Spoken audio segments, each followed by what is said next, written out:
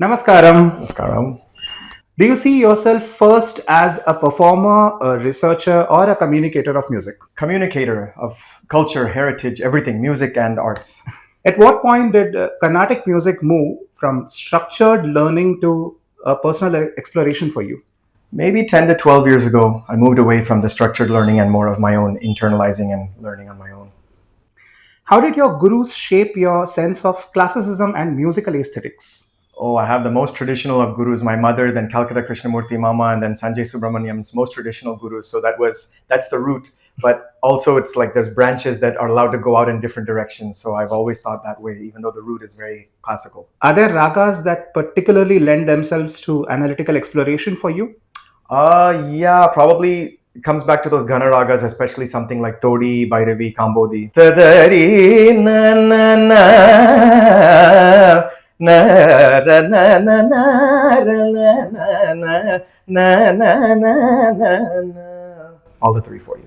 Do certain compositions reveal new insights when revisited years later? All the compositions do actually. In fact, I tell my students something like Ninnu Kori, Mohanam Varanam, if you sing it 20, 30 years later, there's so much of Mohanam in there that we just take for granted. Ninnu Kori, ga ga ri ri. But every composition honestly has that. How do you decide the scope and scale of an alapanai in a live concert?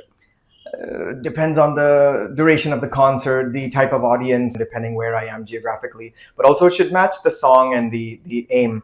If I'm going to do long Neraval, I may cut down the Alapana. Speaking of Neraval, Kalpana Swaram or Neraval, what excites you more? I think this is a dividing question. I go for Kalpana Swaram. How do you internalize a kriti before presenting it on stage?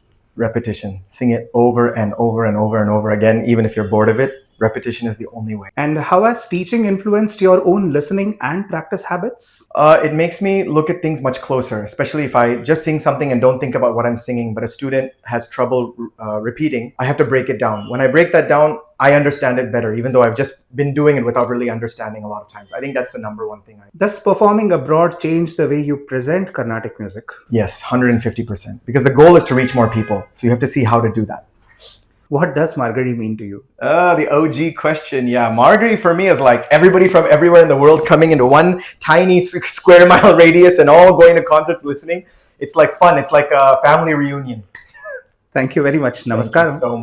Thank you so much.